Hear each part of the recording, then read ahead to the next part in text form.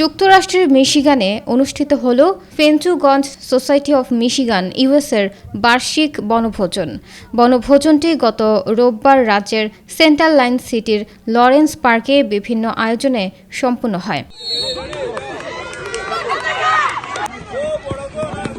শুরুতে পবিত্র কুরআন তেলাওয়াত ও পরবর্তীতে আগত অতিথিদের নিয়ে বেলুন উড়িয়ে আনুষ্ঠানিকভাবে বনভোজনের উদ্বোধন করেন সংগঠনটির নেতৃবৃন্দ।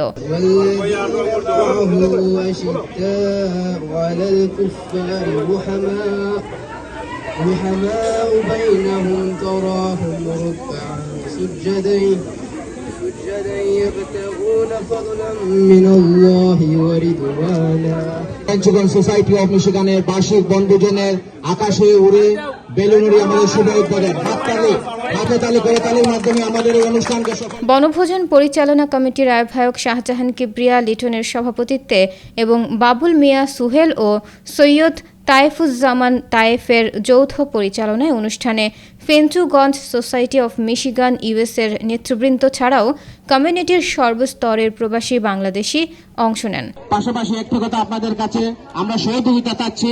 সারাদিন ব্যাপী অনুষ্ঠিত বনভোজনে ছোট বড় সবার জন্য খেলাধুলার আয়োজন করা হয়।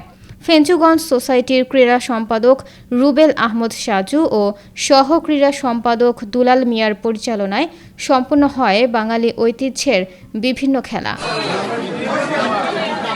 সাংস্কৃতিক পর্বে গান পরিবেশন করে বনভোজনে উপস্থিত নারী পুরুষ ও শিশুদের মাতিয়ে রাখেন শিল্পীরা।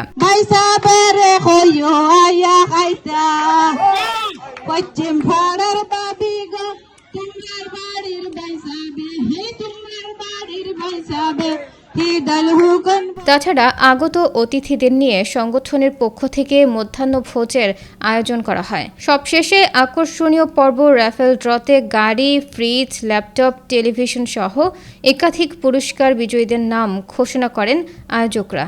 এতে প্রথম পুরস্কার গাড়ি জিতে নেন বড়লেখা উপজেলার আলী হোসেন। গাড়ি বিজয়ের হাতে চাবি তুলে দেন ফেঞ্চুগঞ্জ মোহাম্মদিয়া মাদ্রাসার সাবেক শিক্ষক ফয়জুর রহমান বাহার সহ ফেঞ্চুগঞ্জ সোসাইটির নেতৃবৃন্দ।